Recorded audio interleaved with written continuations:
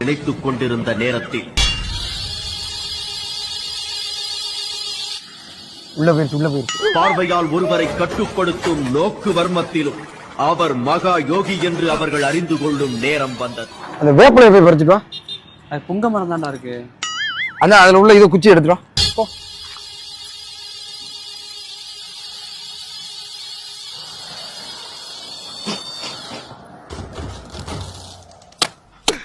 இன்னைக்கு என்னெல்லாம் பண்ண போறாரோ.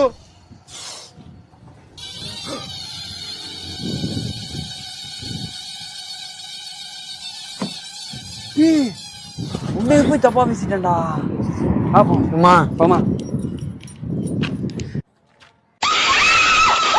பார்க்காத என்ன பார்க்காத குத்தும் பார்வையால என்ன பார்க்காத போகாத தள்ளி போகாத என்ன விட்டு